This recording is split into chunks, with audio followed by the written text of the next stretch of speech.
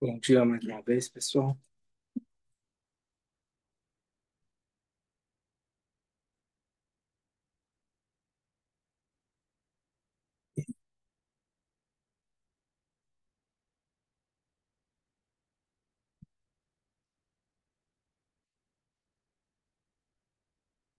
Como é que foram de semana? Tudo bem? Tudo bem? Ótimo. Pessoal em casa também, tudo bem? Como passaram a semana?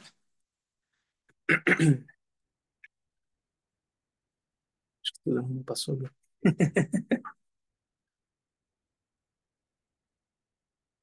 Feliz de ver vocês aqui. A gente também, querido Deus.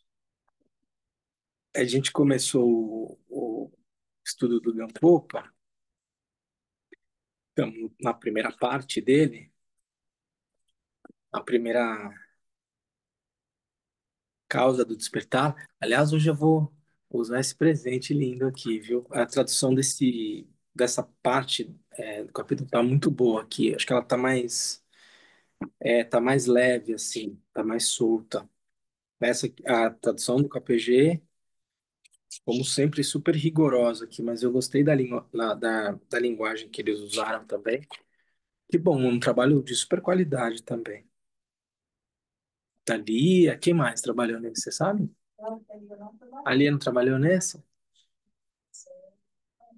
Mas tá bem gostoso de ler essa parte, porque ela é uma parte mais truncada, tem muita citação e tal. Eu achei que tá bem bacana. É uma tradução diferente dessa daí.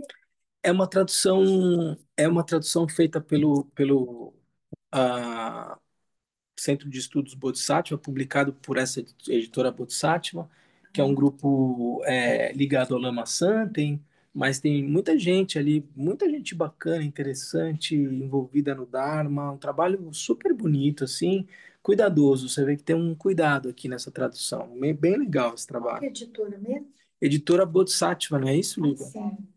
Tem a revista Polissátiro, aí eles estão publicando vários textos agora. É bem legal o trabalho, assim. O texto do Gampopa, quando a gente fala da causa do despertar, né? Eu já li esse parágrafo algumas vezes nas últimas 2 semanas, mas vou repetir. Quando eu estava falando da introdução, ele fala: Você pensa que as ilusões se pacificam por si mesmas?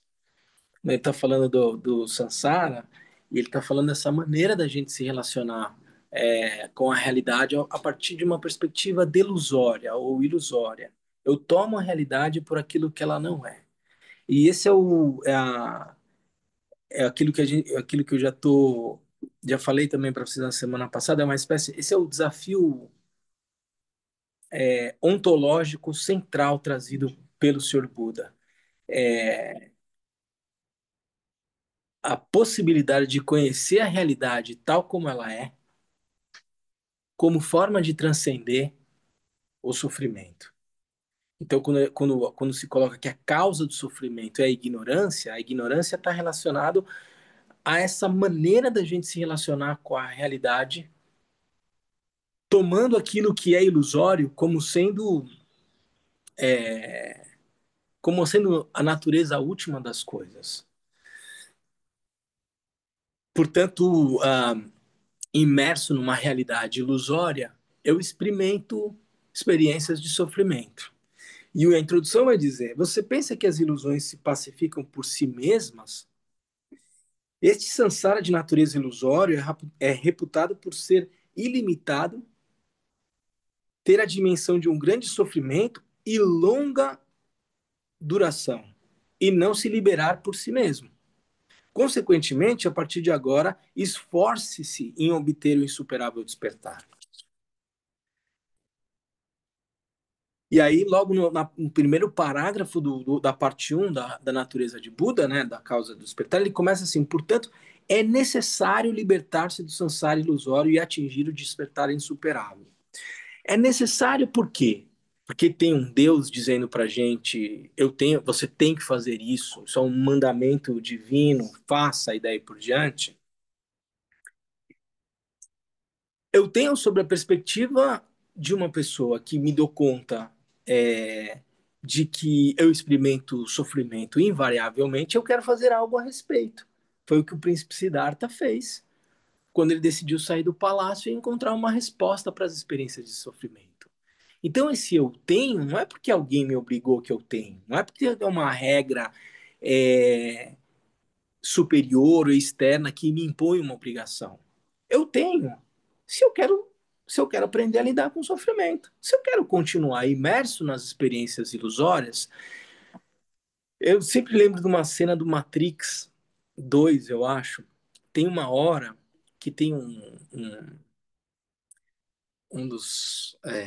Eu não lembro do nome dos personagens, mas tem um personagem lá que ele colabora com toda a estrutura da Matrix e ele tem um sotaque francês, não sei se vocês se lembram dele.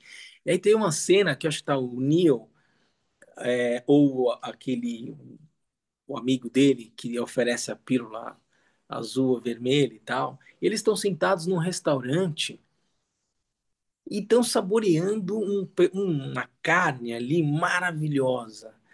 E a carne é suculenta e daí por diante. E aí o francês diz o seguinte, porque ele trabalha junto com o pessoal da Matrix, né? Ele fala assim: eu sei que essa carne é uma ilusão.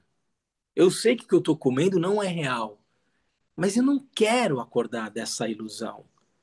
Não venha você querer me trazer uma alternativa. Ele falou para o Neo ou para aquele que oferece a pílula. Alguém que viu Matrix lembra do nome dele?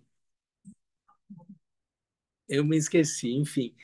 Não venha você querer me trazer uma alternativa porque eu estou confortavelmente imerso na minha ilusão. Não me incomode nisso. Tem muita gente que vive a realidade sob essa perspectiva. E a gente vai falar sobre isso quando a gente fala das famílias, porque o texto e os ensinamentos do Senhor Buda revelam que todos os seres possuem a natureza de Buda, mas existem as 5 famílias, as famílias, aqueles que têm o potencial interrompido, o potencial incerto, essa possibilidade de conhecer a realidade tal como ela num grau de maior ou menor latência. A gente vai ver isso no texto hoje. Mas todos os seres possuem essa natureza de Buda, e a possibilidade de transcender o sofrimento. Mas muitos não estão muito interessados nisso, nesse momento. Eu, como um terapeuta budista, lido com isso todo dia no meu trabalho. Não é todo mundo que me procura porque quer alcançar a iluminação. As pessoas estão nos seus níveis de desafio e daí por diante. É preciso entender as condições de cada um e entregar numa perspectiva absolutamente generosa, compassiva, aquilo que cada um é capaz de compreender naquele seu estágio de vida, de ciclo de renascimentos e daí por diante. O Buda ensina o Theravada, o Hinayana, o Mahayana e o Vajrayana. A gente viu os ensinamentos o ensinamento fundamental do Senhor Buda são as 4 nobres verdades. O ciclo de renascimentos é sofrimento insatisfatório. A causa do sofrimento é a incapacidade de conhecer a realidade tal como ela é, ou a ignorância. Mas existe a possibilidade de cessar esse sofrimento, terceira nobre verdade, e o quarto, o Buda ensina o caminho. Pensamento clássico do budismo. Aí o Buda vem no segundo giro da roda do Dharma, que a gente leu na semana passada, Prajnaparamita, e diz: não há sofrimento, não há cessação, não há sabedoria e daí por diante. Como? Lá em Benares, ele tinha acabado de ensinar para os seus ascetas amigos que a causa do sofrimento é a ignorância, existe a possibilidade de cessação. E depois, na Prajnaparamita, o Shariputra e Cherenzi estão conversando naquele estado de Samadhi. Avalokiteshvara revela a ele o que é a prática do conhecimento transcendente ou da sabedoria, e ele vai dizendo: a forma é o vazio é a forma não é nada além que o vazio não é nada além do que a forma. Assim como os 5 escândalos, os 5 agregados, forma, sensação, percepção, ações volitivas e consciência, não há nem olho, nem boca, nem nariz, e ele vai descrevendo tudo, e ele vai dizendo, não há nem nascimento, nem morte, nem sofrimento, nem sua cessação, e daí por diante. Ele vai desconstruindo a noção rígida das experiências de realidade que a gente tem. Bom, mas esses ensinamentos estão em contradição? Não. O Buda vai ensinar na medida da capacidade de compreensão das pessoas. Então eu dizia, né, quando eu estou ali no meu consultório, é, ou imaginando a cena do Matrix, as pessoas estão imersas nas suas próprias realidades. Em que medida eu sou capaz de olhar para esse sofrimento do outro e tentar endereçar da melhor forma possível dentro daquilo que o outro demanda e é capaz de compreender? Sem perder a perspectiva de fundo, sem ser contraditório com o essencial, sobre a perspectiva da natureza da realidade, como eu vou compartilhando algo que possa ser benéfico numa perspectiva compassiva com aqueles que são nas suas próprias trajetórias. Tudo bem até aí? Então, por que eu estou dizendo tudo isso? Estou dizendo tudo isso porque o parágrafo vai dizer que eu tenho que me liberar, né? Assim, o samsara não vai, as ilusões não vão se desfazer por si só e daí por diante. Então, sobre uma escolha e não sobre uma obrigação, eu tomo a decisão no sentido de conhecer a realidade tal como ela é, de transcender a ignorância e alcançar um estado de sabedoria e daí por diante. Toda essa volta, porque eu estava dizendo para vocês que eu estou feliz de ver vocês aqui hoje. Estou feliz de encontrar o Lama Sonan, estou feliz de estar aqui no KPG, estou feliz de encontrar as pessoas que estão em casa, porque o fato da gente estar aqui, nesse momento, não é fruto do acaso. É fruto de uma escolha de cada um de vocês estar aqui. Vocês poderiam estar fazendo qualquer outra coisa. As pessoas que estão em casa poderiam estar fazendo qualquer outra coisa. Mas ninguém obrigou vocês a estarem aqui. Isso que eu quero dizer. Vocês vieram porque vocês quiseram. E é importante essa ação orientada por um determinado objetivo, consciente da motivação subjacente. Vocês vieram aqui não é porque o Lama Wangdu ia falar, não é porque o ambiente é prazeroso, não é porque não tinha nada para fazer em casa. Eu imagino, vocês vieram aqui porque vocês são praticantes do Dharma, porque vocês buscam alcançar a possibilidade de conhecer a realidade tal como ela é e transcender o sofrimento com uma perspectiva de contribuir para o caminho de todos os outros seres. E tudo isso que eu estou falando aqui tem a ver com as famílias dos seres que a gente vai descrever aqui, tá? Então tá tudo dentro do assunto. Mas é importante dizer isso para vocês, assim, dessa escolha deliberada de acordar de manhã e vir praticar, e vir escutar os ensinamentos e daí por diante. O KPG, ele ainda funciona no modo analógico. A gente ainda tem isso aqui, ó. Mas tem 2 lamas aqui dando ensinamentos, um templo para receber vocês, um centro de retiro. Eu vejo aqui 5 pessoas diretamente envolvidas com o centro de retiro, que dá trabalho, que é custoso, mas há uma escolha deliberada em se fazer isso, e não é à toa. E isso faz total diferença. Quando o Kyumpo Neljor, detentor da linhagem Champa, decidiu ir a fundo no caminho dele para encontrar uma resposta em relação às experiências de sofrimento, aos seus 50 anos, porque ele era um praticante bom, e ele decide, até 50 anos, a família do Kyumpo Neljor, e o Kyumpo Neljor era um grande praticante da linhagem bom, Doroteia. Linhagem que assenta a cultura e o percurso do caminho espiritual no Tibete.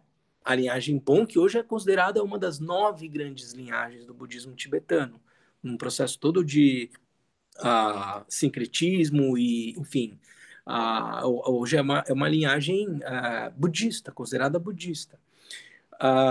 Com 50 anos que um Puneldyor decide fazer uma imersão no caminho budista.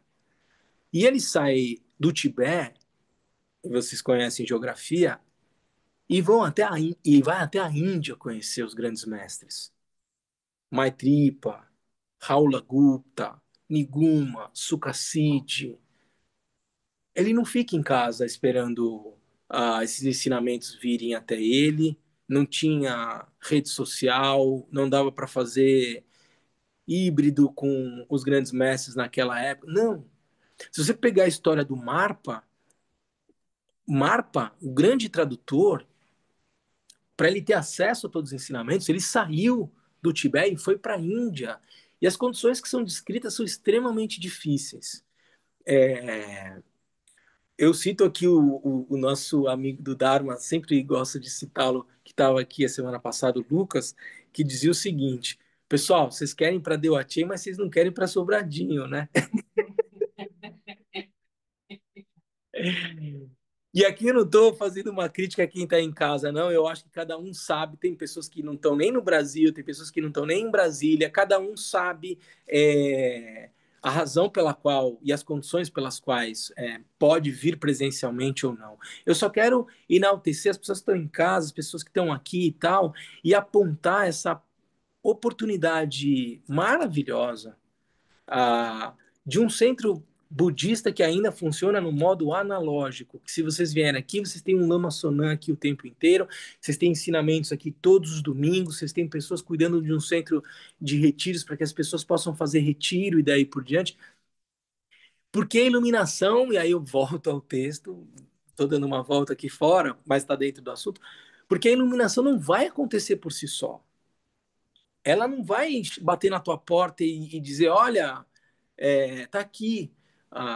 É até possível, num determinado estalo, praticamente conhecer a verdade última, conhecer a realidade tal como ela é? Sim, não é que é impossível, mas é raro disso acontecer. Essa oportunidade bateu na porta do Milarepa e o Milarepa não enxergou. Na instrução direta, Dzogchen, do mestre que antecedeu o encontro do Milarepa com Marpa. Ele vai lá, o mestre dá uma instrução direta para o Milarepa. Se você meditar sobre isso à noite, no dia seguinte você alcança o estado de Buda. Ele estava brincando? Não é possível acontecer isso. Mas as causas e condições necessárias para você conhecer a realidade a partir de uma instrução direta, tal como ela é raríssima. A ponto de uma pessoa como Milarepa não ter pego. E aí a percepção foi, não, olha, talvez exista um outro professor que se chama Marpa, da linhagem Karma Kagyu, e que tem um percurso diferente da linhagem Dzogchen, do Nyingma e daí por diante, que é um caminho gradual. E que na história do Marpa com Milarepa vai revelar todo o esforço do Milarepa em conseguir ter os ensinamentos e alcançar a magnitude do que era. Mandou o Milarepa construir prédio de 12 andares, derruba, constrói de 8 andares, daí por diante. Tem um caminho, não é um esforço masoquista, é a possibilidade de você compreender o valor que as coisas têm. Esse centro está aqui funcionando há mais de quase 40 anos, isso tem um valor enorme. Não desconsiderem isso. Eu estou falando aqui para as pessoas que estão aqui presentes e sabem do valor disso, por isso estão aqui. Mas é importante registrar isso. As coisas não vêm por acaso. E é nesse esforço de pegar o carro, de acordar de manhã, de vir até aqui, que a prática começa. A prática não começou no momento em que o lama bateu o gongo e todo mundo começou a meditar ou ele está falando. Não existe, é ilusória a perspectiva da prática da sessão e da intercessão. A gente divide o dia, né, a vida como dia e noite, primavera, verão, outono e inverno. Isso, de certa forma, é uma maneira de cada vez mais assentar a perspectiva ilusória de se relacionar com a realidade. O que existe, na verdade, são planetas e satélites girando no espaço e promovendo uma experiência de realidade que faz com que eu enxergue esse templo nesse momento e talvez não enxergasse à noite por falta de luz, simplesmente porque é a uma interdependência cósmica acontecendo, e eu, ao me relacionar com ela, ingesso dia, noite, primavera, verão, é, mas todos os fenômenos têm um sabor único. Isso é uma descrição extremamente profunda da natureza da realidade. Como eu faço, portanto, para ir quebrando essa rigidez? Imaginando que a minha prática começou, por exemplo, no momento em que eu acordei. Ela nem terminou se eu fui capaz de, durante o sono, perceber que eu estava sonhando. Um grande praticante, o que ele vai fazer depois de reconhecer a natureza da mente, é estabilizar a experiência de prática dele. O Lama Trilê dizia assim: um praticante nunca tira férias. Não existe um momento em que você sai de férias, bom, agora eu não vou praticar. Sempre é, sempre é. E é, para quem está no caminho, em decorrência de uma escolha deliberada. Eu vou acordar e hoje eu vou no KPG. Eu vou lá e vou ajudar as ações do centro de retiro. Eu consegui contribuir, agora eu preciso colocar um pouco em prática aquilo que eu aprendi. Tudo isso está dentro do assunto aqui. Desde que seja uma escolha deliberada, consciente. Agora, tem um apego aqui à minha prática formal. Levanta e vai praticar na informalidade. Porque quando eu ingesso a minha prática é só se eu tiver indo no KPG todo domingo. Errou, não é? A minha prática, eu não posso abandonar o projeto que eu tenho lá de ajudar na lojinha do KPG, porque é assim que faz um praticante. Não é isso. Não estabelecer uma relação de apego a qualquer tipo de experiência. O quanto essas situações elas ainda contribuem para a sua prática, cultive essas experiências. No momento em que elas se tornam grilhões, apegos e daí por diante, larga. Larga sem arrependimento, desde que a sua motivação seja correta. Entende? Tudo isso é prática, gente. Tudo isso é prática. Então, que bom que o KPG ainda funciona no modo analógico. A gente, quando conversou convidou o Lama Trilê para participar das reuniões do Conselho de Administração, ele disse: eu nada contra o mundo virtual, mas para mim é importante eu estar presente nas coisas que eu realizo e tal, então não se importem muito se eu estou ou não estou na reunião, quem está no KPG, quem está fazendo as coisas e daí por diante, tem as condições mais favoráveis para tocar as frentes que o KPG vai demandar. A gente sempre tem o Lama Trilê por perto, alguém para conversar e daí por diante, mas ele, por exemplo, é um praticante do modo analógico. E que bênção que a gente tem isso, assim, porque a prática se dá nessas experiências reais da vida, de colocar um copo de água para o lama antes de ele começar o ensinamento. Tem um cuidado aqui. Quem que colocou esse copo? Foi você, Wagner? Alguém colocou esse copo aqui. Eu coloquei no mestre do Lama Somar, ele que me mandou. Tá vendo? Ele está ensinando isso. Porque tem um cuidado aí. Tem alguém que vai falar 1 hora para vocês. Não é porque sou eu, por que que a gente recebe tão bem os lamas quando eles vêm de outros lugares e daí por diante? Poxa, eles já sabem aquilo que eles vêm ensinar. Quando vem o Lama Trilê, quando vem o Kalu Rinpoche, quando vem. Para eles está tudo bem. Mas eles. Porque, porque a natureza, o aspecto claridade dinâmico da mente é a compaixão. Lembre-se disso, parece meio abstrato, mas aquilo que move uma mente desperta é a aspiração pela cessação do sofrimento do outro em função da incapacidade de reconhecer a realidade tal como ela é. Uma mente desperta percebe, tá batendo cabeça ali. Incomoda, um Buda incomoda no sentido, a ele não passa desapercebido a incapacidade de reconhecer a realidade tal como ela é do outro e ficar indiferente em relação a isso. Então a atividade dos Budas é incessante porque eles se movem em todas as direções a partir do fato de que o que não falta na realidade é ignorância. Entende o que eu quero dizer? Há tanto sofrimento, porque há tanta bateção de cabeça e incompreensão daquilo que verdadeiramente faz cessar o sofrimento, que o Buda tem uma farta possibilidade de continuar incessantemente agindo. Agindo significa o quê? Ação, movimento, dinâmica. Ele se move com um propósito compassivo. Portanto, a natureza do aspecto manifestação da mente pura é compaixão. Mas a natureza da dinâmica de uma mente ainda confusa é o desejo, é o ódio, é a raiva, é a inveja. É isso que move os seres.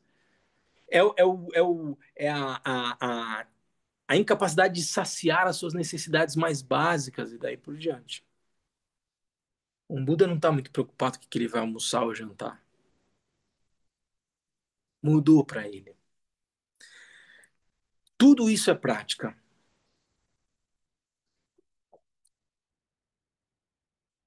Portanto, há uma disposição autônoma de cada um de buscar uma resposta para as experiências de sofrimento, que foi aquilo que o Buda Shakyamuni também fez, conheceu um caminho e decidiu compartilhar. Por que eu estou falando tudo isso para vocês? Porque quando a gente falou na semana passada que todos os seres possuem a natureza de Buda, um potencial para o despertar, o texto vai trazer agora as condições onde cada um dos seres estão nesse potencial indiferenciado de todos os seres. A partir da sua atitude no mundo, na realidade. É isso que vai dizer um ser possui um potencial limitado, um ser da família Mahayana e daí por diante. São essas características da forma de estar no mundo que vai, digamos, moldar um pouco essa categoria das famílias dos seres, todos eles detentores da natureza de Buda, do potencial do despertar, né? Deixei ele impor. Tudo bem até aqui, gente? O que vocês têm a dizer em relação a essa digressão dentro do tema que eu fiz para vocês? Como é que vocês se sentem em relação? Como é que é para vocês acordar de manhã diante das escolhas que vocês têm para o dia de vocês e decidir estar aqui nesse ensinamento hoje? Vai ter gente que vai acompanhar esse ensinamento depois. Tem muita gente que assiste as gravações. Da mesma forma, vale para quem vai assistir isso depois.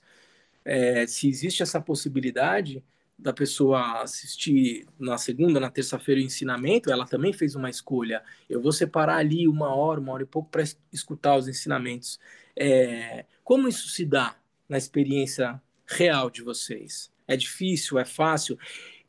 Tá claro sempre essa motivação? Ou é um piloto automático? Às vezes eu me arrependo de ter perdido tempo para escutar tudo aquilo que eu já sei. Que a questão aqui não é. Eu tenho certeza que se eu perguntar para cada um de vocês aqui alguma parte do Gampopa, vocês vão dizer, mas eu já escutei isso umas 4, 5 vezes. Não é essa a questão. É a escolha de escutar pela sexta vez e trazer de novo esse ensinamento e te reconectar com ele. Não é a incapacidade de compreender e tal. Às vezes a gente vai fazer agora aqui, trazer todo o texto gradativo de novo nos próximos meses para organizar, digamos, a compreensão discursiva do ensinamento do Sr. Buda. Mas aquilo que eu estou dizendo não é de difícil compreensão. Qual que é a diferença? É escutar isso de novo.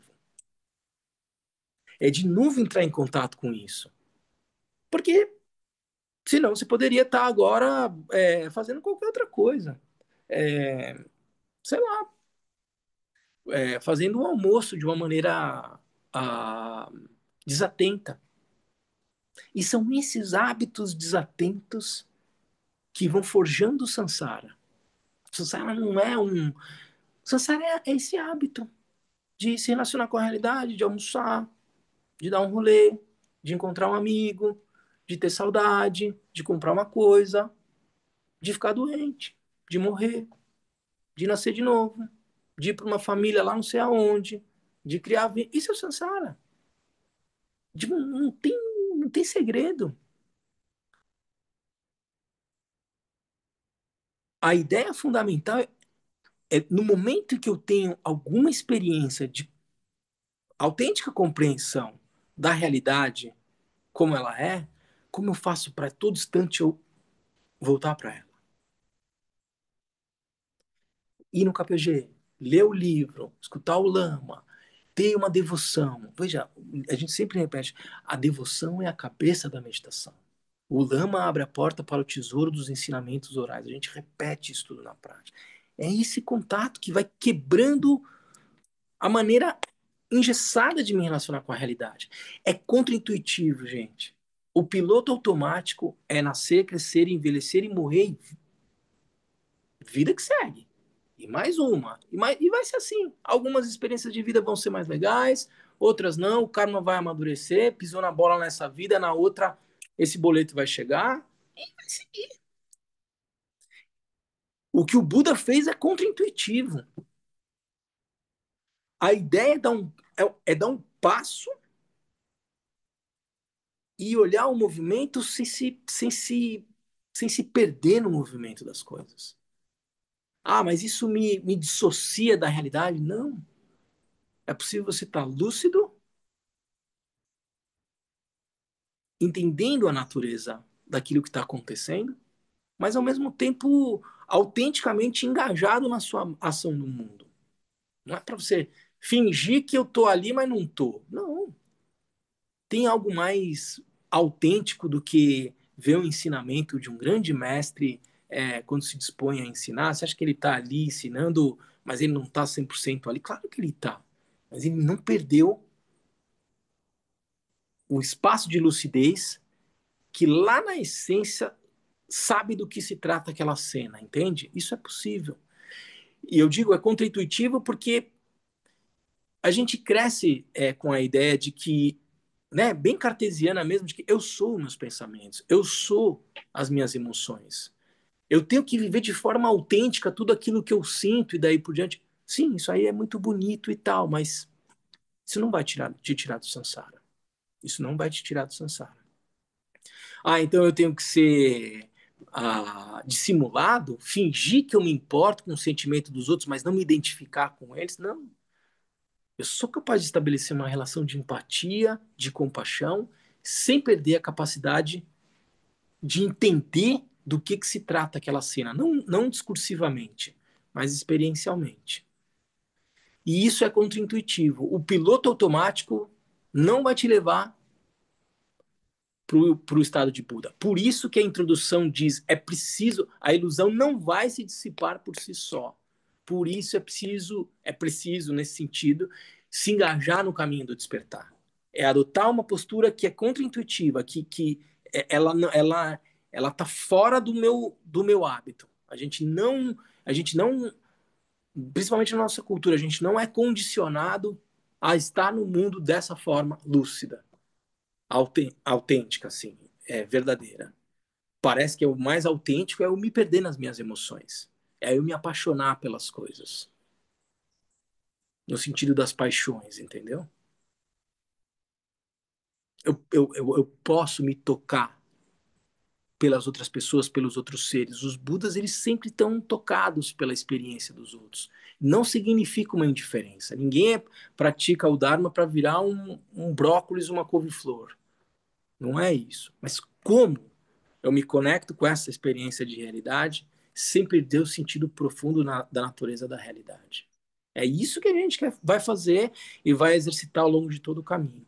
Para isso, eu vou ter que sair do lugar onde eu estou, eu vou ter que me engajar em ações, eu vou fazer prosternação, eu vou fazer oferendas aos Budas e daí por diante. A lógica de acumulação de mérito, ela não é uma lógica simplesmente matemática, ela é uma lógica do hábito. É o hábito que vai transformando a minha maneira de estar na realidade. É natural para mim ter uma relação de profundo respeito por esse espaço, porque eu sei o valor que ele tem. E esse valor foi sendo construído a partir do meu hábito na relação com esse espaço. Eu sei o esforço que existe nos últimos 40 anos para esse espaço continuar funcionando, porque o que tem aqui não tem lá fora. E não foi porque alguém me obrigou a fazer isso, foi porque o meu hábito de estar aqui ao longo dos últimos 20 anos me faz entender do que se trata esse lugar. Semana passada fez 15 anos que a gente... quarta passada, dia 13 de março, terça passada, fez 15 anos que a gente entrou no centro de retiros. Entrou no retiro de 3 anos. A minha relação com aquele lugar é uma relação de profundo respeito, porque eu sei o que aconteceu lá, porque eu sei o esforço que as pessoas tiveram ao manter aquele lugar. Não porque é só uma propriedade. Aquilo tem um valor pelo esforço que eu tive em frequentar, cuidar, zelar por aquele espaço. O mesmo as pessoas que estão aqui e trabalham para manter aquele espaço funcionando. É para estabelecer uma relação de apego? Não. Se aquilo em algum momento perdeu sentido, as coisas estão sempre em constante transformação. A realidade é impermanente. O Lama Sonan uma vez brincava, essa casa aqui do lado era a casa do Xavier. Essa casa recebeu o Mingyur Rinpoche, ele dormiu aí, tinha um altar e tal, não sei o quê. Hoje a casa é uma casa normal, onde tinha um altar, é o quarto de alguém, onde dormiu. Mas já passaram pessoas incríveis nesse lugar. Hoje ele é uma casa. Talvez um dia, talvez não, um dia o KPG vai ser mais uma casa, vai ser demolido, vai virar. Tudo está em constante transformação. Eu preciso entender isso, as coisas se transformam.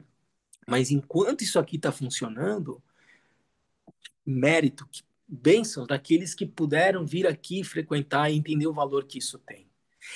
Isso é a prática, entendeu, gente? O Gampopa, o texto do Gampopa, a gente começa numa parte muito abstrata de falar da natureza de Buda e tal, mas a gente vai começar a falar muito de coisas muito reais, do concreto, da ação no mundo e daí por diante, como uma forma de ir acumulando mérito e sabedoria ao mesmo tempo. Então eu estava dizendo, acumular mérito não é uma cadernetinha onde eu fiz ações positivas e negativas e tal. É porque por meio dessa ação, desse modo de estar no mundo, do fazer e daí por diante, eu passo a me relacionar com a realidade a partir de uma forma diferente.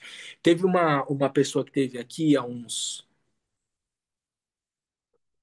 em janeiro, é uma moradora aqui do condomínio. E ela sempre encontrava o Lama Sonan no condomínio e tal, e achava que tem uma pessoa lá, né, que cuida do centro daquela casa. Deve ser o caseiro da casa. Eu vejo ele botar o lixo do lado de fora, as mangas e tal. Uma pessoa que acho que é o caseiro lá daquela casa. O caseiro da casa. Lama Sonan é o caseiro da casa. Aí um dia ela entrou aqui, porque estava tendo uma cerimônia. E ela viu o Lama Sonan e viu que o Lama Sonan não era o caseiro.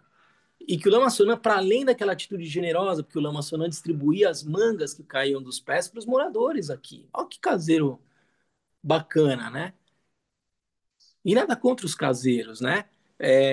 Talvez na história dos Mahassidas, muitos deviam ser caseiros e daí por diante. E ainda maravilhoso que o Lama Sonan continue ainda sendo caseiro aqui desse espaço. Eu, quando vim aqui há uns 15, 20 anos atrás, eu sempre brincava com o preto lá de São Paulo. Falava, você quer entender quando uma pessoa realmente entra numa cultura e passa a ser respeitado de uma maneira natural? Lama Sonan jogava bola com o pessoal aqui do condomínio. Era um cara do condomínio que jogava bola e tal, não sei o quê. Aí você vê como ele tá integrado. Eu falava que o pessoal passa no condomínio e não fala assim, boa tarde, senhor Sonan e tal. Eles falavam assim, e aí, Sonan?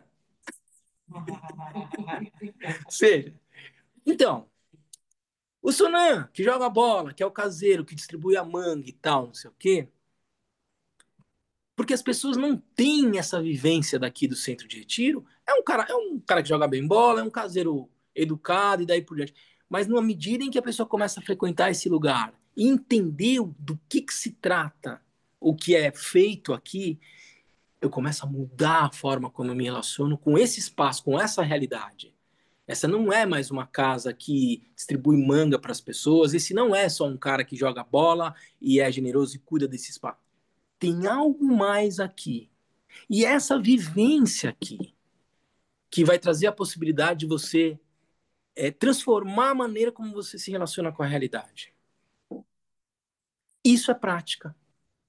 Então, um monte de coisa que a gente vai falar daqui para frente do Gampopa é de ir criando as condições para eu entender a realidade tal como ela é. Isso aqui, esse espaço, é muito mais do que um hospital, do que um CRAS, do que, do que uma ONG. O que nós estamos tratando nesse espaço aqui é da possibilidade de transcender toda a experiência de sofrimento. Não tem escala de comparação. O Lama Trillet falava assim, a gente não cobra pelos ensinamentos e tudo está gratuito no site do KPG e tal, porque não existiria dinheiro no mundo. O Lama Trillet falando capaz de fazer cócega e equiparar o valor das coisas que estão sendo disponibilizadas pelo KPG e o dinheiro das pessoas e o que aquilo é capaz de comprar. Não existe escala de comparação. E aqui eu não estou querendo fazer uma. Eu não estou querendo ser presunçoso e daí por diante. Eu tô sobre uma determinada perspectiva. Se eu for um cara que estiver preocupado com quantos likes o KPG tem, quantos dinheiro, vai ter essa escala de comparação. Mas sobre uma determinada perspectiva de alguém que verdadeiramente busca uma resposta para as experiências de sofrimento, não existe escala de comparação entre o que acontece aqui e o que acontece num hospital, num tribunal, num centro de acolhimento, de abrigo e daí por diante, sobre a possibilidade estruturada de transmitir um saber capaz de transcender toda a experiência de sofrimento. É claro que existem várias ações virtuosas acontecendo no mundo, mas em que medida essas ações virtuosas vêm combinadas com o saber, capaz de revelar àquela pessoa a verdadeira realidade dos fenômenos? Isso tudo está empacotado aqui. Mérito e sabedoria junto. E é isso que a gente vai transmitir ao longo dos estudos desse texto. Ficou claro, gente? Eu não tô, assim, eu tenho certeza que eu não estou falando nada de especial, de verdade. Mas é bom a gente relembrar disso, do porquê que a gente está aqui e atribuir valor e tirar o melhor proveito dessa preciosa existência humana.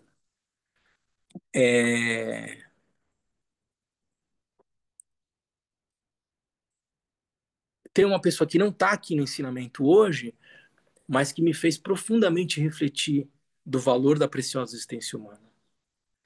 O quanto é importante a gente estar vivo e dar valor para essa existência humana. A gente, quando terminar a natureza de Buda, a gente vai falar sobre a preciosa existência humana e vai entrar em todos os detalhes. Às vezes a gente pode perder todo o sentido para a vida.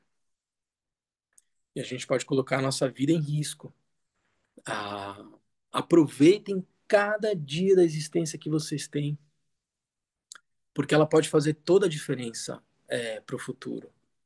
E o que vocês estão fazendo aqui hoje, no domingo, estudando e tal, é uma gotinha nesse oceano capaz de transformar a nossa maneira de ver a realidade. Tá bom? Desfrutem dessa preciosa existência humana. Alguém tem alguma dúvida? A gente pode seguir no texto? Alguém quer fazer algum comentário? Por favor. Longe de mim que pareça alguma correção crítica, mas são comentários. Não. Claro. Primeiro, quando o senhor fala até de trás para frente, quando o senhor falou pouco, tenho certeza que não estou falando nada de especial, ao contrário. Os ensinamentos que o senhor trouxe até agora, toda a reflexão, aquela flor de lótus, né? Para quem enxergar, tem muita sabedoria em tudo que o senhor está trazendo como reflexão. Claro que já vimos Gampopas várias vezes, alguns de nós, mas nunca é o mesmo olhar. Sempre vem despertar para mais alguma coisa. Sobre o piloto automático e a nossa vinda aqui, sabe, tem um piloto automático que é hábito. Ele não é nocivo, ele não é distraído. E eu me coloco nessa posição do piloto automático. Não há nenhum esforço. O domingo é um hábito de chegar e vir aqui, de estar conseguindo ir todo sábado em Braslândia. às vezes durante a semana também, praticar. Não é praticar a prática de alguma das sadhanas, mas a prática na vivência. Isso. Então, há um piloto automático aí, mas que não é um piloto automático distraído, porque quanto mais os ensinamentos vão chegando, mais esse hábito Se torna se natural, torna né? natural. Aham.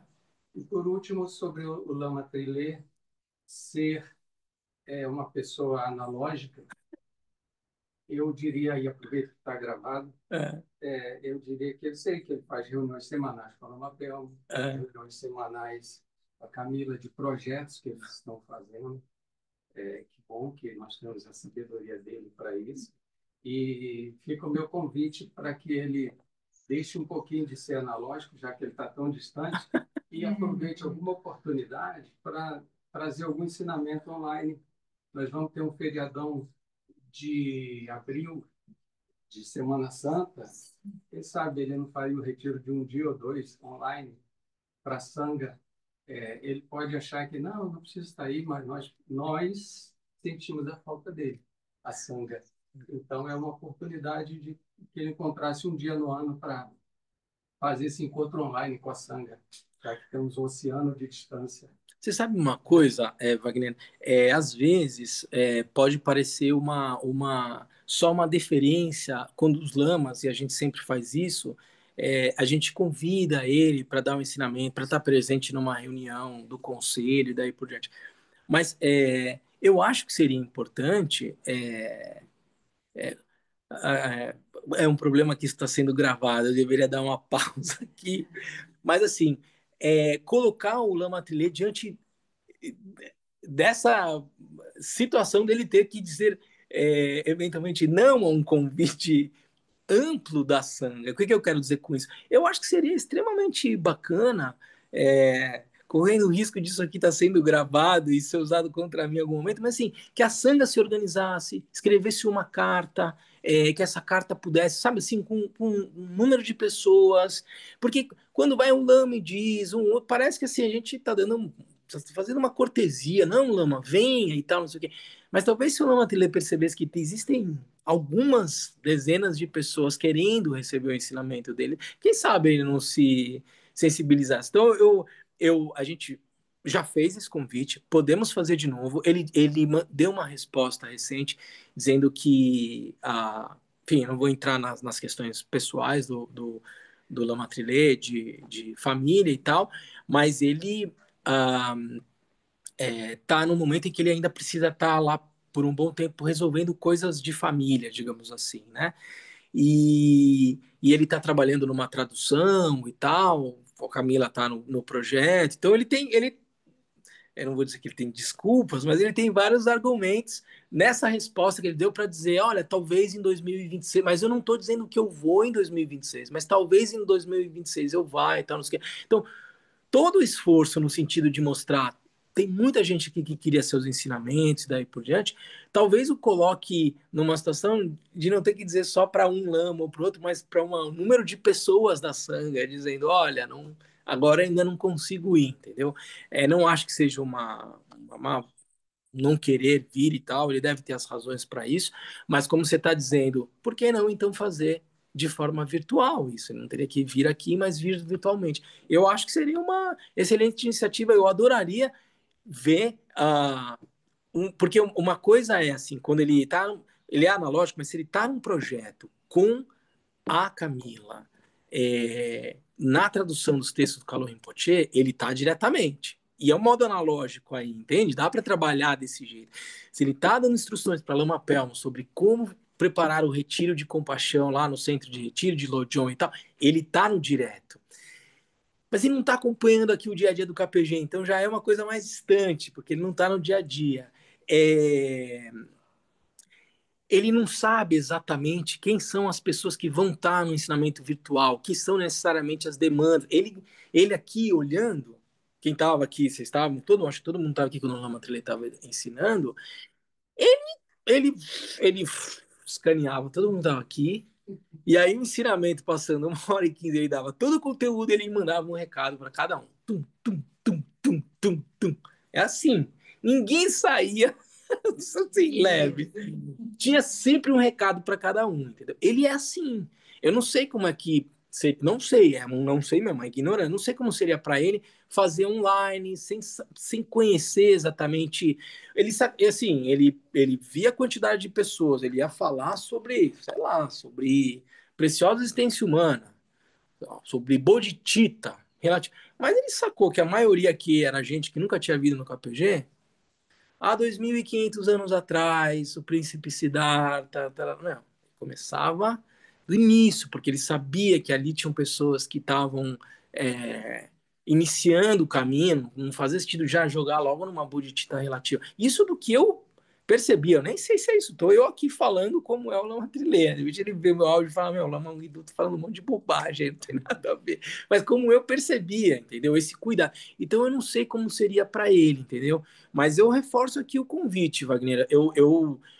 Qualquer um dos lamas, o conselho teria o maior prazer em entregar a ele um convite formal e tal, mas que viesse da sanga também, para não parecer só mais um convite formal de um ensinamento. Ah, Lama, dê um ensinamento online, porque ele já deu tantos nãos para gente que eu estou tentando ver se alguma outra solução pode eventualmente sensibilizá-lo, que seria muito legítimo.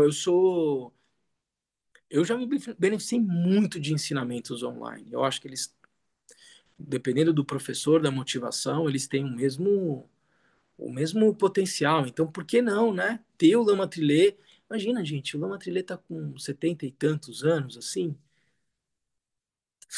Quantidade de experiência, conhecimento, você poder ouvir uma pessoa, né, com esse tipo de conhecimento é um privilégio na vida. Então, por que não, né?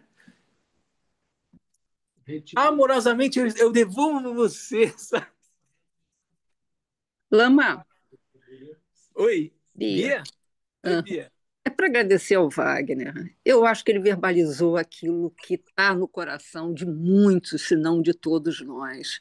O Lama Trinlê, ele está fazendo falta há muito tempo. Lama Trinlê, volta, Lama Trinlê. O online, o Lama Wangdu acabou de dizer, ele fez um bem enorme na pandemia para nós. Eu sei que a pandemia acabou, mas seria tão bom ouvir o Lama Trinlê nesse momento. Bravo, Wagner. Obrigada.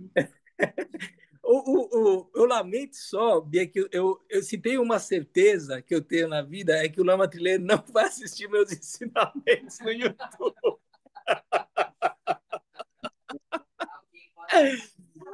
Entende? Assim, isso vai ficar. Mas, enfim, fica aqui nesse esforço coletivo aqui o desafio da gente tentar mobilizá-lo a partir de uma outra possibilidade, mas seria maravilhoso. Eu acho que seria maravilhoso. E quem, né, assim, quem tem oportunidade, com alguma frequência, não é semanal, posso dizer, mas com alguma frequência também me encontro com o Lama Trilê virtualmente, em conversas e tal. É assim, né?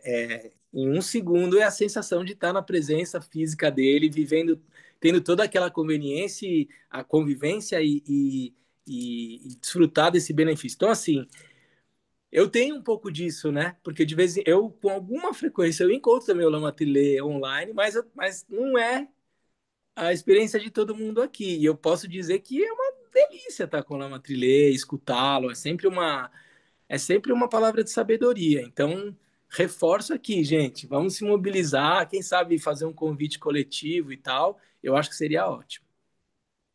Tá bom? Bom, gente, eu estou na missão aqui de não pedir mais desculpas para o Lama Sonan e verdadeiramente terminar o ensinamento às 10. Então, vamos lá, abrir aqui o texto do Gampopa e avançar um pouco, então, nessas categorias de seres.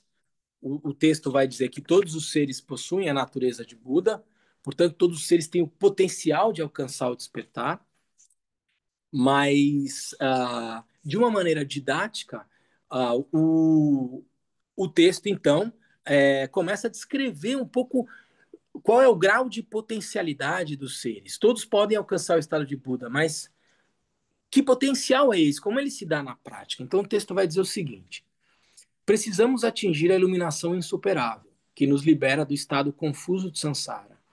Mas será que é possível para os seres inferiores como nós alcançar essa iluminação, mesmo se nos esforçarmos?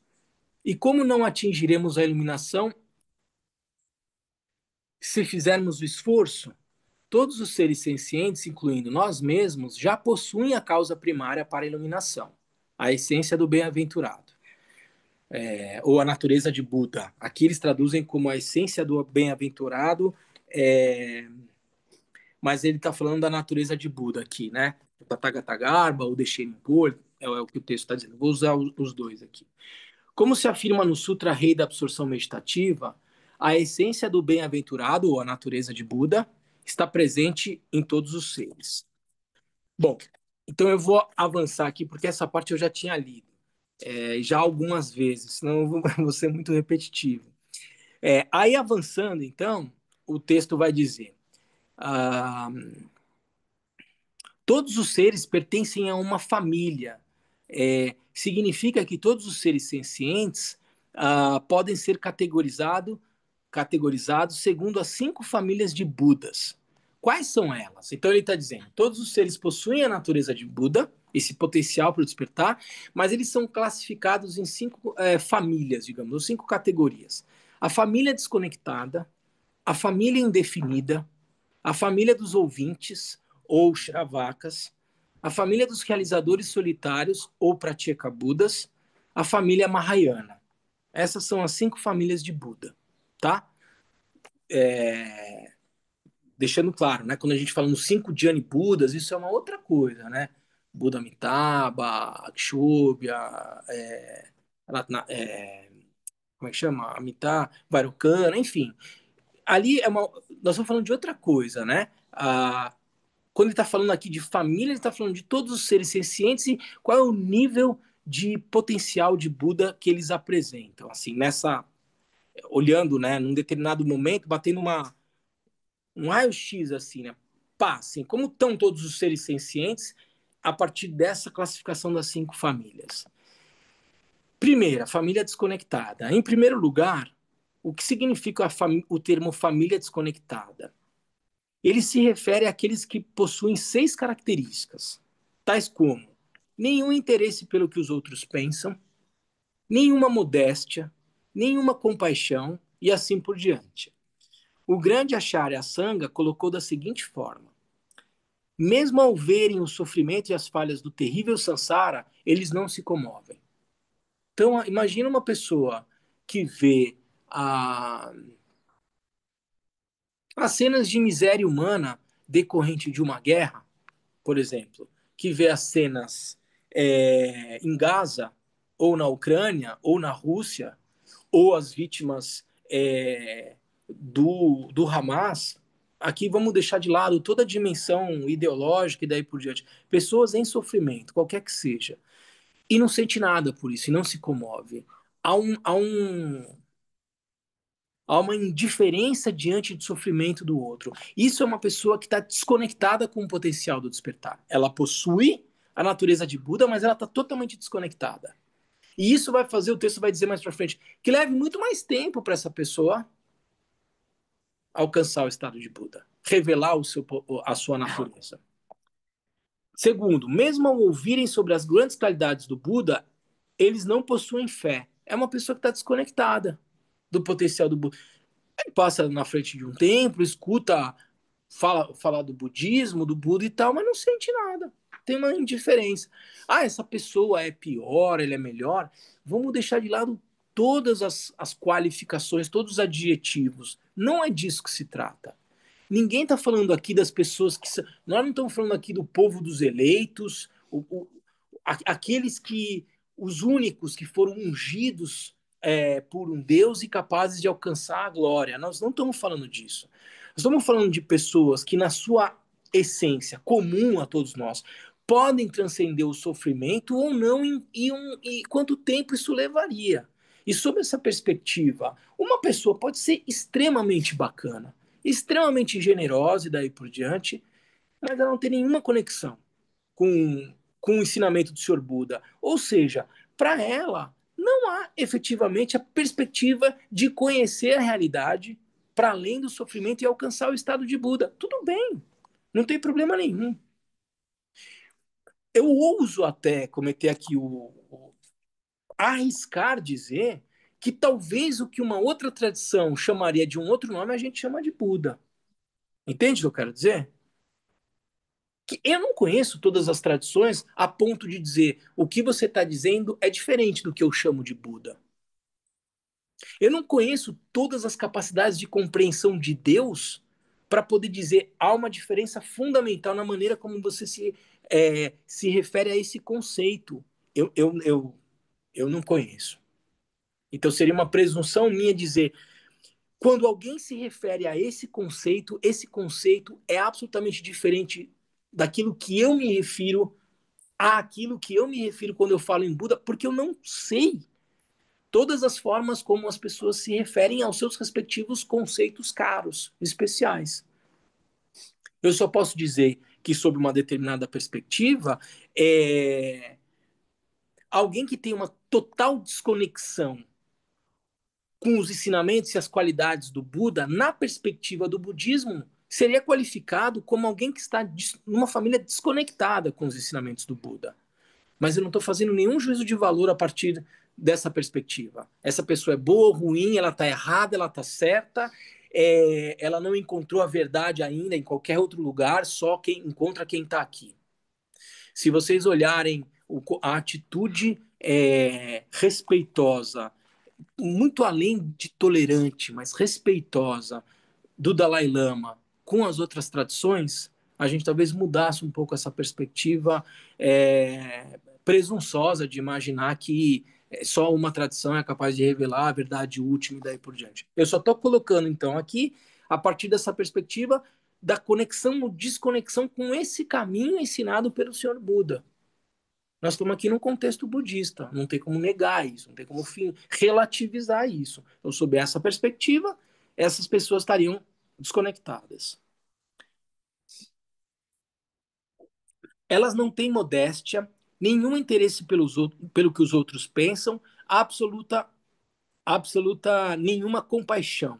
Então, aqui, nenhum interesse pelos outros. Elas não têm nenhuma modéstia, é uma terceira característica. Né? Primeira, mesmo que vejam os sofrimentos do Sansara, não se comovem. Mesmo ao virem as grandes qualidades do Buda, não possuem fé. 2. Não tem modéstia. 3. Nenhum interesse pelo que os outros pensam. 4. Absolutamente nenhuma compaixão. 5. E não experimentam qualquer arrependimento ao cometerem repetitivamente ações não virtuosas. Aqueles que apresentam essas 6 características não têm oportunidade de trabalhar em direção à eliminação, sob essa perspectiva do contexto budista, dos ensinamentos do Senhor Buda. É alguém que absolutamente está desconectado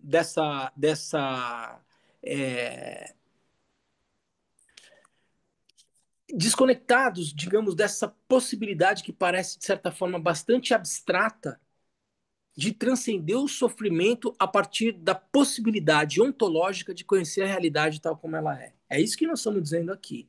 Há uma certa desconexão. Porque, de alguma forma, como eu falei para vocês, como a natureza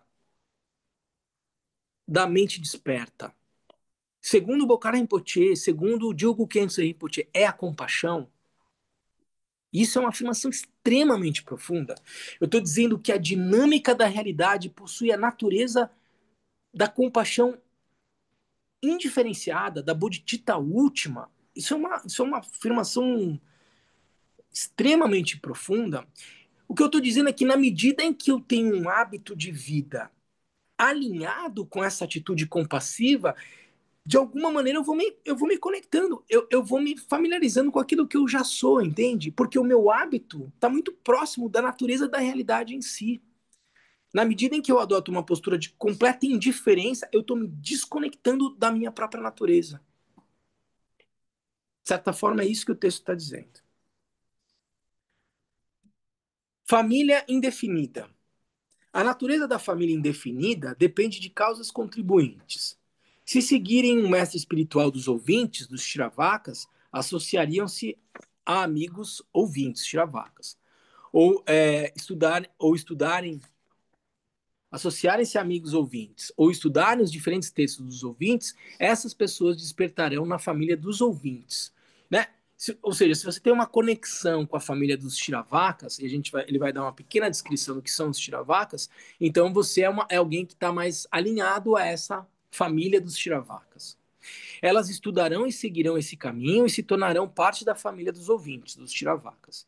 Da mesma forma, se tais pessoas encontrarem mestres dos realizadores solitários, aqui são os Pratyekabuddhas, ou do Mahayana, elas despertarão respectivamente na família dos Pratyekabuddhas ou dos Mahayanas. Então essa é uma família de alguém que vai estabelecer uma conexão dependendo do tipo de mestre, de professor que ela for encontrar. Se for um Pratyekabuddha, ela vai estar mais na seara da família dos Pratyekabuddhas. Se for dos Shravakas, na seara da família dos Shravakas. Se ela encontrar mestres Mahayana, ela vai estar mais alinhada à família Mahayana. Família dos Shravakas. A família dos Shravakas é composta pelos que temem o Sansara, anseiam por alcançar o Nirvana, mas possuem pouca compaixão. É a citação que o texto traz aqui. Eles têm medo ao ver os sofrimentos do Sansara e anseiam por alcançar o Nirvana, mas possuem pouco interesse em beneficiar os seres sencientes. Essas três são as marcas das famílias dos Shravakas. Então, alguém que é sensível ao sofrimento do Sansara, quer escapar do Sansara, busca alcançar um estado de consciência livre de sofrimento, mas não tem muita compaixão. É alguém que vai estar mais na família dos Shravakas. Família dos Pratyekabuddhas. A família dos Pratyekabuddhas inclui aqueles que possuem as três marcas anteriores, ou seja, temem o Sansara, anseiam o Nirvana, têm pouca compaixão, e além disso são arrogantes, mantêm a identidade de seus mestres secreta e preferem permanecer em lugares isolados. Ou seja, um Pratyekabuddha, ele tem essas, ou alguém que está alinhado, essa família tem essas 6 características. Para além das 3 que a gente já mencionou, ele tem uma atitude arrogante, ele não fala muito do seu mestre, ele não sabe, quem te ensinou? Quem é o teu professor? Ele não menciona muito, e ele costuma estar basicamente em lugares isolados. Esses são os praticantes da família dos Pratyekabuddhas. Assim, essas duas famílias dos Shravakas e dos Pratyekabuddhas engajam-se em seus respectivos veículos e, mesmo atingindo os resultados de suas práticas, tais resultados, e isso eu estou fazendo questão de ler aqui, porque isso é o que o Gampopa está descrevendo e é uma maneira importante da gente entrar em contato com a forma como um grande praticante ensina essas diferenciações sobre as linhagens, as famílias e daí por diante. Ele está dizendo o seguinte: assim, essas duas famílias, dos Shravakas e dos Pratyekabuddhas, engajam-se em seus respectivos veículos e, mesmo atingindo os resultados de suas práticas, tais resultados não são um nirvana final. Ele está dizendo que os Shravakas e os Pratyekabuddhas não alcançam o estado de Buda final, não alcançam o nirvana final. Em qual estado eles permanecem ao atingirem seus frutos? O resultado final de um Pratyekabuddha ou de um Shravaka, ele vai dizer, eles sustentam estados de concentração meditativa não aflitivos, ou seja, eles permanecem no estado de samadhi, de calma mental pleno. Mas esses estados se baseiam na marca psíquica da ignorância. Ainda não é a possibilidade de compreender, na verdade, a realidade tal como ela é. Como seus estados de concentração meditativa são não aflitos, eles acreditam que alcançaram nirvana e permanecem nesses estados. Se esses estados não são nirvana final, poderíamos argumentar que o Buda não deveria ter ensinado esses dois caminhos, porque os caminhos dos Pratyekabuddhas e dos Shravakas são caminhos budistas. Eu não estou fazendo uma associação aqui direta, porque o texto não traz isso entre Pratyekabuddhas e escola Theravada ou Hinayana. O texto, pelo menos na tradução que eu encontrei aqui, ele não está fazendo essa relação direta, tá? Alguém poderia fazer essa associação, eu não estou fazendo aqui, tá? Mas ele está dizendo que esses dois caminhos ensinados pelo Buda, em tese, não levariam ao despertar. É isso? O texto coloca essa pergunta. Existe alguma razão para o Buda, então, ter ensinado esse caminho? Aí a resposta do Gampopa, sim. Por exemplo, suponham que grandes mercadores desse continente de Jambudvipa, que é a Terra, estejam navegando pelos oceanos à procura de joias. Após muitos meses no mar, em algum lugar desolado, eles ficam completamente exaustos e cansados e pensam: não há mais como conseguir joias nesse mar. Vendo-os desencorajados e se preparando para retornar, o capitão dos mercadores, por meio de seus poderes milagrosos, manifesta, ele tem poderes de manifestação, manifesta uma enorme ilha e permite que todos ali descansem. Após alguns dias, quando todos descansaram e relaxaram, o capitão diz: ainda não atingimos nosso objetivo. Agora devemos ir adiante e encontrar as joias. Da mesma forma, os seres sencientes de pouca coragem se apavoram ao ouvir sobre a sabedoria do Buda. Eles creem que alcançar o estado búdico é muito difícil e pensam: não sou capaz de alcançar isso. Há também pessoas que não estão interessadas em entrar no caminho ou que, ao entrarem, voltam atrás. Para superar esses dois problemas, o Buda apresentou dois caminhos permitindo que os praticantes descansem nesses estados.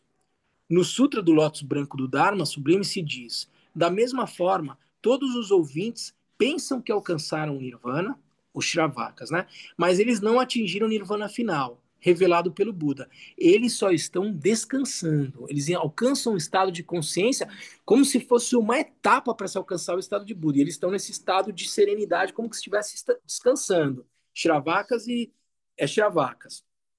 Quanto aos ouvintes e realizadores, quando ouvintes e realizadores solitários, ou seja, os dois, Shravakas e Pratyekabuddhas, estão bem descansados nesse estado, o Buda percebe a situação e os encoraja a atingir o estado de Buda. E como o Buda os encoraja? Ele os desperta por meio de seu corpo, palavra e mente de sabedoria. Por meio da sua mente de sabedoria, significa por meio de sua mente de sabedoria, o que isso quer dizer? Significa que uma luz se irradia da sabedoria do Buda e toca os corpos mentais dos Pratyekabuddhas e dos Shravakas. No momento em que a luz os toca, eles despertam de suas meditações não aflitas, né, do seu samadhi. Então o Buda aparece fisicamente para eles. Com sua fala ele diz: ó monges, vocês ainda não terminaram seu trabalho, não finalizaram tudo o que espera vocês. Sua experiência de nirvana não é o nirvana final. Assim, todos vocês, monges, devem seguir o caminho para a iluminação. Vocês devem atingir a realização do Buda. E no Sutra do Lótus Branco, do Dharma Sublime, em forma de verso, é dito: monges, eu declaro, vocês não alcançaram o nirvana final. Para atingir a sabedoria primordial onisciente, vocês devem cultivar grande perseverança. Dessa forma, alcançarão a sabedoria do onisciente. Motivados pelo Buda dessa forma, os Shravakas e Pratyekabuddhas cultivam a bodhicitta. Então, nesse momento, eles despertam para a bodhicitta. Depois de ter alcançado esse samadhi elevadíssimo, eles despertam para a bodhicitta, para a motivação de alcançar o estado de Buda, voltado a conduzir todos os seres ao estado de Buda. Eles praticam o caminho do Bodhisattva por muitos incontáveis kalpas e no final atingem a iluminação. O Sutra da Jornada do o Lankara Sutra, né?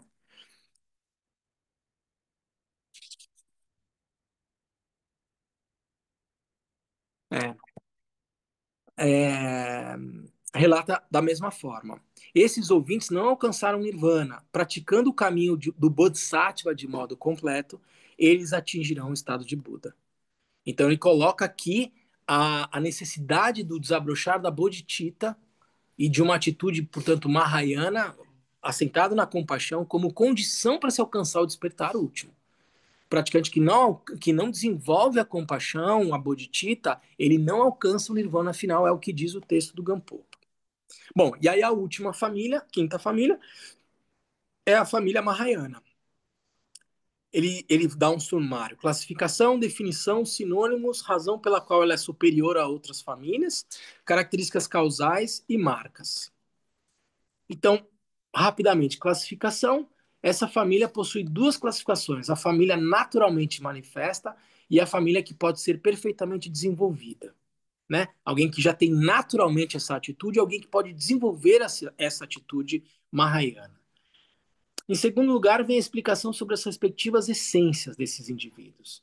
A família naturalmente manifesta possui desde o tempo sem início o potencial de desenvolver todas as qualidades búdicas com base no Dharmata, né, na talidade. A família que pode ser perfeitamente desenvolvida apresenta o potencial de alcançar todas as qualidades de Buda, né, através do poder do hábito das raízes da virtude. Então é preciso praticar, acumular mérito, praticar a virtude para criar as condições de superar a ignorância, digamos assim, né, e alcançar a iluminação. Os sinônimos de família são potencial, semente, esfera e modo natural de permanência. São outros sinônimos que eles dão para essa família, né? Superioridade, né, que se coloca aqui. As famílias dos Tiravakas e Pratyekabuddhas são inferiores pelo fato de não purificarem, pelo fato de purificarem apenas o obscurecimento das emoções aflitivas. Eles só purificam o véu das emoções perturbadoras, né? E consequentemente, digamos, do karma. A família do Mahayana é superior por purificar seus seguidores e dissipar os dois tipos de obscurecimento. O das emoções aflitivas, eu colocaria consequentemente, né, o véu das emoções perturbadoras e karma, e os obstáculos sutis à onisciência, ou seja, eles transcendem o véu da dualidade por meio da bodhicitta última, e aí, portanto, o véu da ignorância, né? Portanto, a família Mahayana é superior e insuperável. E aí ele dá algumas características. As características causais dessa família são descritas pelo par de opostos, desperta e não desperta. A família desperta alcançou o fruto perfeitamente e os sinais são muito óbvios. A família não desperta não alcançou perfeitamente e suas marcas não são óbvias. O que pode causar o despertar dessa família? Essa família pode despertar ao se liberar das condições desfavoráveis e se apoiar em condições favoráveis. Se o oposto ocorrer, tais indivíduos não despertarão. Então ele está dizendo alguém que já tem esse potencial para alcançar diretamente e alguém que tem que praticar a virtude para dissipar os obstáculos e aí revelar o potencial máximo. E aí depois ele descreve algumas marcas, né, dessas famílias, e coloca o tempo, de certa forma, para que cada ser senciente possa alcançar a iluminação. Então, dependendo da família que você se encontre, você vai levar mais ou menos tempo para poder alcançar um estado livre de engano, conhecer a realidade tal como ela é, alcançar um estado de Buda. No entanto, independentemente de qual família você esteja inserido, o fundamental é entender que todos os seres possuem o potencial do despertar. Vai depender dessas condições para saber em quanto tempo, em que momento vai ser possível alcançar o estado de Buda. Tá bom?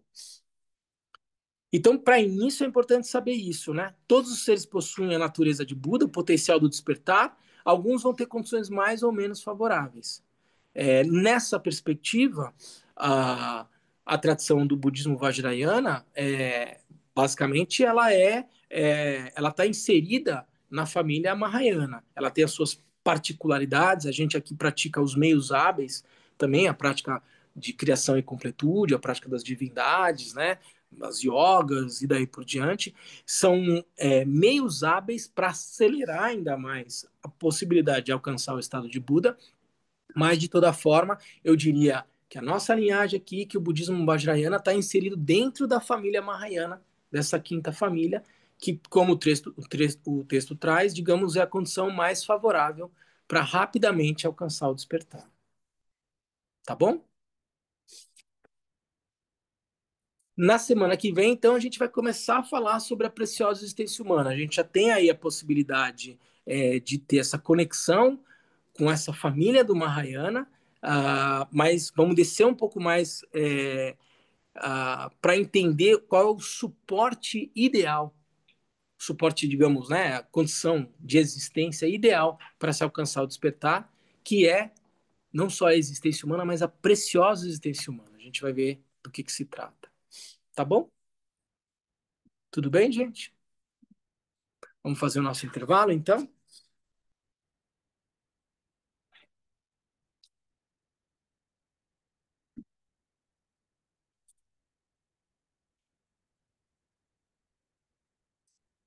graças a essa virtude, tendo realizado rapidamente o Mahamudra, possa eu conduzir a esse estado todos os seres sem exceção.